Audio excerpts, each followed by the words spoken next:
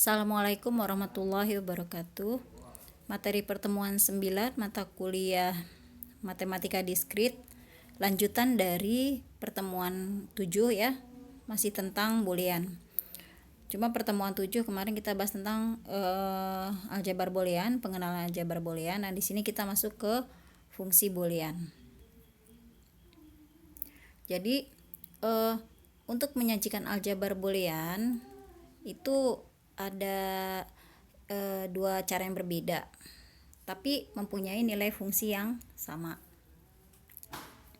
Misalkan Anda lihat di fungsi yang baris pertama ya, yaitu f dengan dua variabel yaitu xy ya, sama dengan x aksen and y. Sedangkan sebelahnya kita punya fungsi h, kita sebut saja fungsi h, kemudian dua variabel juga xy, tapi di situ x dan y-nya di-or-kan dalam kurung lalu di convert, di-invert ya. Jadi di situ yang perlu Anda perhatikan adalah xy yang f yang sebelah kiri itu x dan y-nya di-n-kan, yang kanan itu x dan y-nya di-or-kan. Nah, ini yang disebut tadi penyajian yang berbeda. Kemudian kita lihat yang baris keduanya. Di situ fungsi f 3 variabel.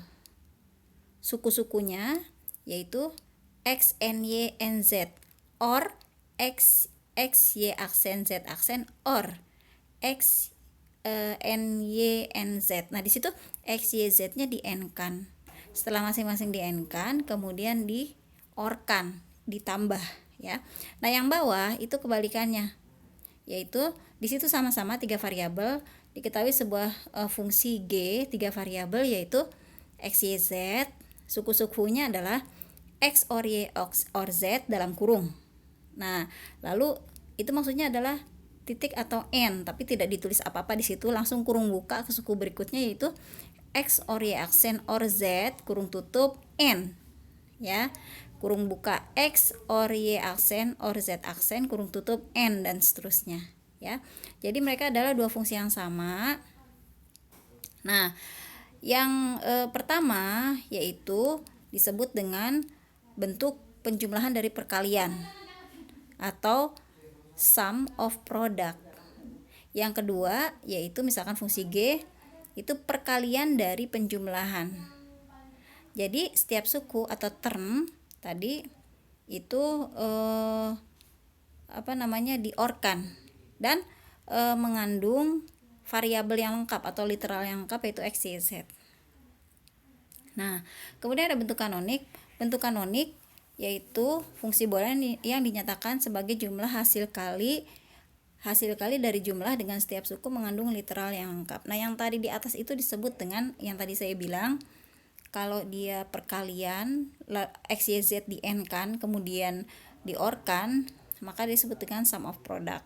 Kalau suku-sukunya disebut dengan min term. Kemudian yang kedua yaitu product of sum, yaitu apabila variabel-variabelnya atau literalnya itu di-or-kan ya. Nah, setiap sukunya itu disebut dengan max term. Jadi kalau dijelaskan dalam tabel seperti ini ya. Nah, yang sebelah kiri ya, itu misalkan ini contoh kalau misalkan dua variabel, karena sebuah min term atau sebuah max term atau sebuah fungsi boolean boleh dua variabel, satu variabel, tiga variabel, empat variabel. Nah, pada contoh ini misalkan dua variabel yaitu x, y, dan x bisa x atau not x dan y bisa berbentuk y atau not y. Nah, setiap suku kalau di dalam SOP disebut min term, kalau di dalam POS disebut dengan max term. Nah, dinotasikan dengan M kecil kalau min term, max term M besar. Nah, ini sama, cuma ini 3 variabel yaitu x, y, z. Bisa 4 variabel bisa 5 variabel bisa lebih dari itu bisa ya. Nah, di sini suku-sukunya yaitu kalau min term adalah n atau perkalian antara x, y, z. Nah, perhatikan di situ bahwa kalau di dalam min term, lihat baris pertama, nilai X dianggap 0, Y 0, Z 0, yaitu dituliskan dalam minterm X aksen, Y aksen, Z aksen. Ya. Nah, karena Y aksen, Z aksen, X aksen, Y aksen, Z aksen itu artinya 0, 0, 0, 0, kalau di dalam desimal berarti sama dengan 0. Jadi 0, 0, 0 itu biner, maksudnya kalau di-convert ke dalam desimal 0. Maka di situ ditulisnya M kecil 0, ya. Nah, lihat baris kedua 001, berarti sukunya ditulis X aksen, Y aksen, Z. Nah, di situ Z-nya nggak pakai aksen, berarti Z dianggap 1. Nah, 001 itu kalau misalkan dianggap sebagai bentuk biner, maka desimalnya adalah 1, maka di situ M1. Nah, dan seterusnya, ya. Jadi di sini Anda harus ingat kembali bagaimana bentuk desimal biner desimal. Sedangkan max term itu kebalikannya. Kalau misalkan X 0, Y bernilai 0, Z bernilai 0, maka justru tidak pakai tanda aksen. X tambah Y tambah Z atau X or Y or Z. Maka itu adalah sebuah suku atau max term. Dinotasikan dengan M karena di situ kalau di dalam pos atau suku max term di situ kalau tidak ada tanda kutipnya, maka dia dianggap sebagai bernilai 0, ya. Sedangkan bernilai 1 kalau dikasih tanda kutip. Nah, untuk perbedaan minterm dan max term saya rasa paham, ya. Jadi tadi sudah kelihatan dari tabel sebelumnya. Sehingga sebetulnya baik berbentuk SOP atau SOP maupun POS itu nilainya sama. Jadi kita kalau mau buat misalkan 001, kalau di dalam POS itu kan X aksen, Y aksen, Z aksen di N kan. Tapi kalau POS X, Y, Z aksen di OR kan, ya. Jadi literal atau variabel-variabelnya atau setiap sukunya itu di OR kan kalau dia POS. Nah, untuk membedakan antara fungsi POS dan SOP, SOP menggunakan notasi sigma, sedangkan POS menggunakan notasi pi, ya. Nah, ini sama seperti tadi. Nah, ini dari tabel di atas nyatakan fungsi tersebut dalam bentuk kanonik SOP dan POS, ya. Nah, jadi kalau bentuk SOP yaitu tadi X, Y, Z-nya di-OR-kan. Lalu X, Y, Z yang kedua X, Y, Z-nya di-N-kan. Lalu di-OR-kan dengan suku-suku yang lain, ya. Nah, karena di situ not X, not Y, Z itu artinya 001 kan desimalnya 1, berarti M1. X, Y aksen, Z aksen, di situ X-nya tidak ada aksen, berarti dia 1. Y aksen 0, Z aksen 0, berarti 100. 100 itu kalau dianggap biner desimalnya adalah 4, ya. Sekali lagi Anda harus ingat kembali bagaimana konversi desimal biner desimalnya.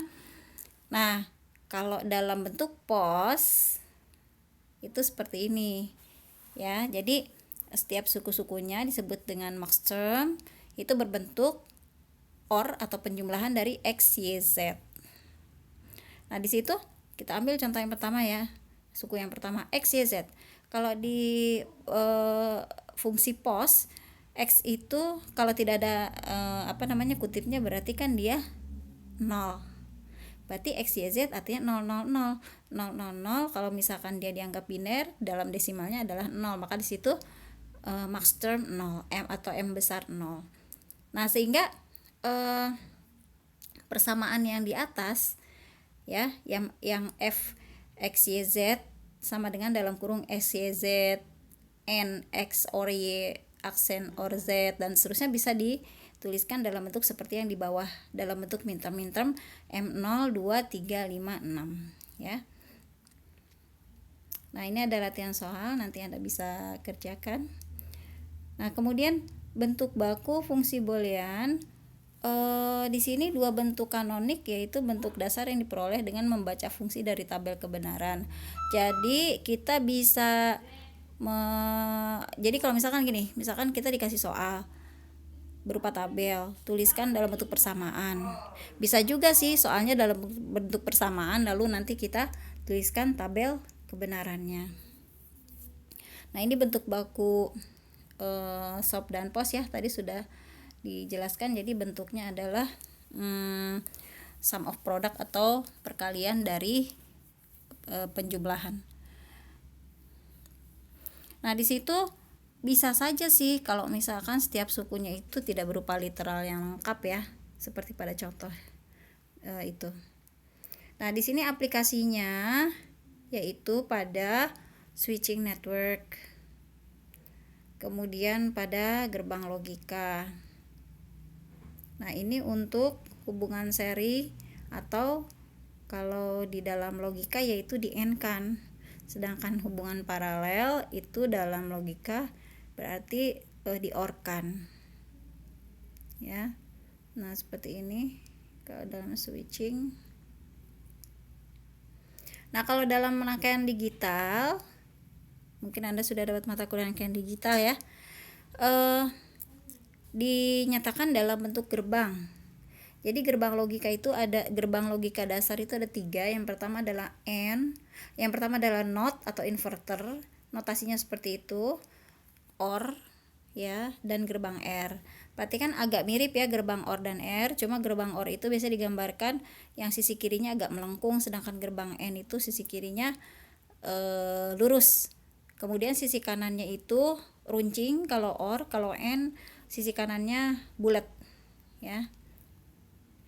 Nah, di sini kita bisa menggambarkan rangkaian logika berdasarkan sebuah persamaan. Contohnya adalah ini, ya. Nah, di sini bentuk fungsi SOP karena XY-nya di N-kan. Kemudian di OR-kan dengan suku atau minterm yang kedua yaitu not X, Y. Nah, karena X, Y di N kan, maka kita pakai gerbang OR gambarnya. X aksen Y, karena dia N juga kita menggunakan gerbang OR yang warna biru itu ya gerbangnya. Nah, karena di situ not X berarti untuk input X kita tambahkan gerbang inverter. Jadi inverter ini adalah gerbang untuk membalik nilai. Ya, kalau inputnya 0 dia akan berubah menjadi 1 outputnya, dan sebaliknya kalau inputnya 1 dia akan menjadi 0 outputnya.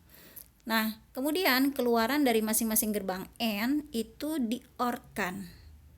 Ya. Kalau misalkan kita lihat, nah ini contoh implementasi dari persamaan.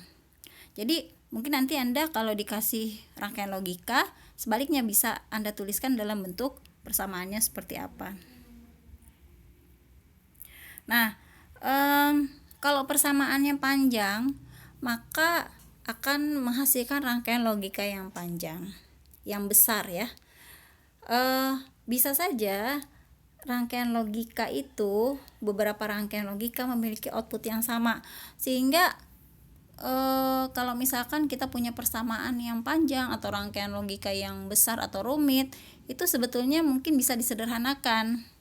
Nah, di sini ada beberapa cara untuk menyederhanakan. Yang pertama adalah secara aljabar, yang kedua adalah peta Karnoff, yang ketiga adalah metode Quine-McCloskey. Sebenarnya ada satu lagi yaitu metode konsensus iteratif. Untuk penyederhanaan secara aljabar sebenarnya sudah dijelaskan pada video pertemuan sebelumnya. Anda bisa lihat lagi videonya bagaimana cara menyelesaikan atau menyederhanakan persamaan logika atau boolean menggunakan aksioma atau postulat Huntington ya. Anda silakan lihat lagi video sebelumnya kalau lupa. Nah, di sini kalau cara aljabar itu tadi sudah saya sebutkan menggunakan postulat. Contohnya ada di video sebelumnya. Nah, yang kedua yaitu menggunakan peta Karnoff. Peta Karnoff ini adalah sebuah peta yang bisa digunakan cara lain dari menyederhanakan menggunakan peta Karnoff. Bentuknya adalah kotak-kotak. Jumlah kotak itu tergantung pada variabelnya. Jadi jumlah kotaknya, jumlah kotaknya adalah 2 pangkat variabel atau 2 pangkat n. Jadi pangkat n-nya ini adalah variabelnya. Kalau misalkan variabelnya 1 berarti kita menggunakan 2 kotak. Kalau variabelnya 2 berarti 2 pangkat 2 berarti 4 kotak. Kalau variabelnya 3 berarti 2 pangkat 3 kita menggunakan 8 kotak. Kalau 4 ya berarti 2 pangkat 4 kita menggunakan 16 kotak.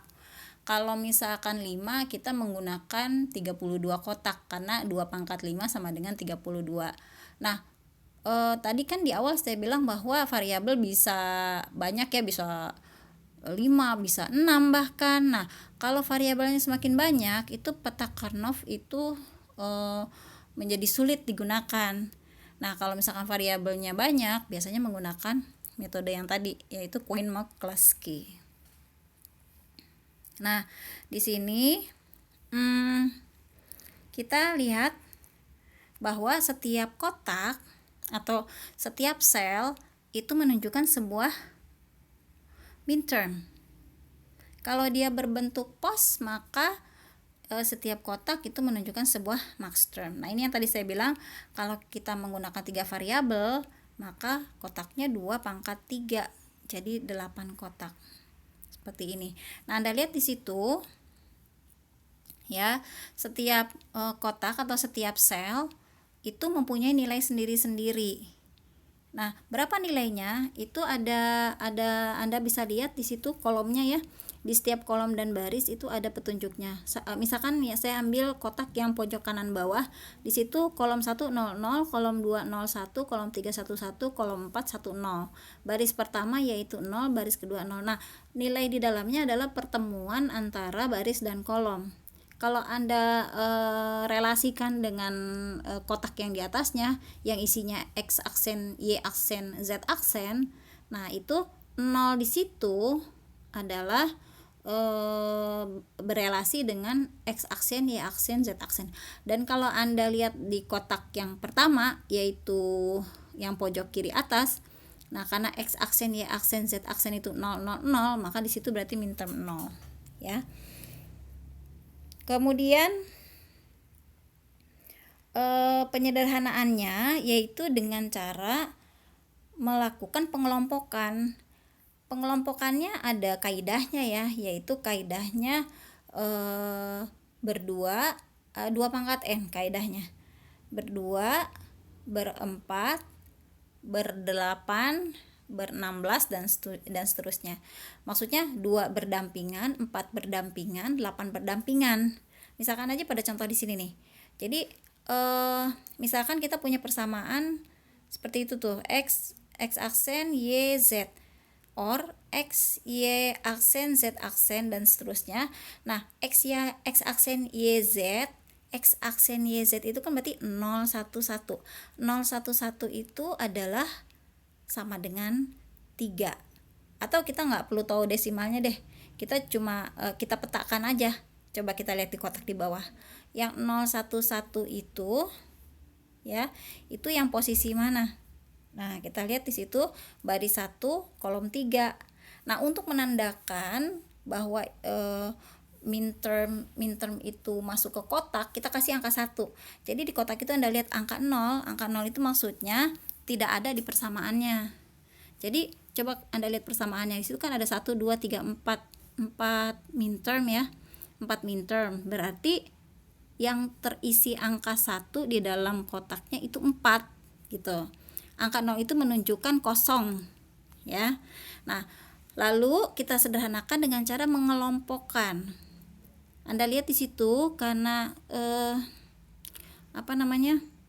satu-satu yang di kolom 3 itu berdampingan secara vertikal, maka dia bisa dikelompokkan. Kemudian yang satu paling kiri dan satu paling kanan itu memang tidak berdampingan ya. Tapi kalau misalkan kita kelompokkan itu bisa. Nah, ini latihan ya. Kita akan beralih ke video contoh berikutnya ya, untuk melihat bagaimana penyederhanaan dan implementasinya ke dalam rangkaian logika. Oke, assalamualaikum warahmatullahi wabarakatuh.